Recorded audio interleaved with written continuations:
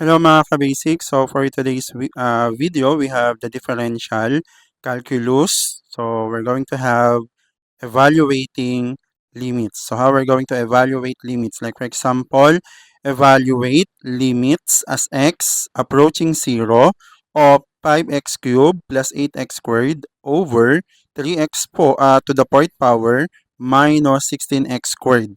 So as you can see doon sa given natin, sa numerator and denominator, meron tayong common factor. So ang common factor natin for the numerator is we have x squared. Then we're going to divide 5x cubed divided by x squared is 5. Then copy yung x. Then 3 minus 2 is 1. So x na lang siya. Plus 8x squared divided by x squared. So cancel yung x squared. So meron na lang tayong 8. Then sa denominator, we have 3x to the fourth minus 16x squared. So we also have x squared as a common factor. Then we're going to divide 3x to the fourth divided by x squared is 3x squared. Then minus 16x squared divided by x squared is 16. Okay, next one.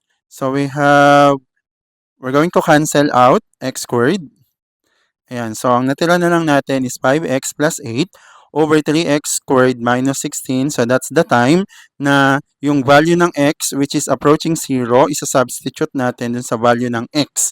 So we have 5 times 0 plus 8 over 3 times 0 squared minus 16. So as you can see, ito 0 lang siya.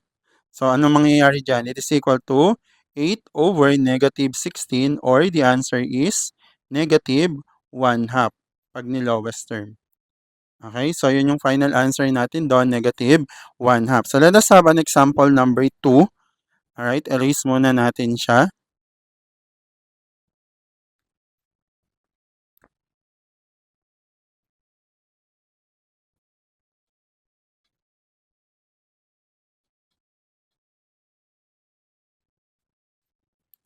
Okay, so for example number 2, evaluate limits as x approaching to positive 4 of 2x squared. So we have 2x squared minus 12x plus 16 over x squared minus x minus 12.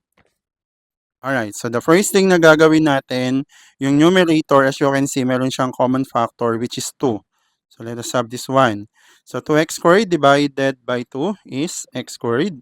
Then negative 12x divided by 2 is negative 6x. Then 16 divided by 2 is positive 8 over, okay, so factor natin, yung x squared minus x minus 12. So yung factor niya should be x minus 4, then x plus 3. Okay. Then yung numerator, yung x squared minus 6x, meron pa rin siyang factor. So we have 2 times, we have x minus 4, then x plus 2 over x minus 4 multiply kay x plus 3. Then we're going to cancel out x minus 4. So here we have 2 times x plus 2 over x plus 3. Now, substitute natin yung value ng x. So we have as x approaching 4. So we have 2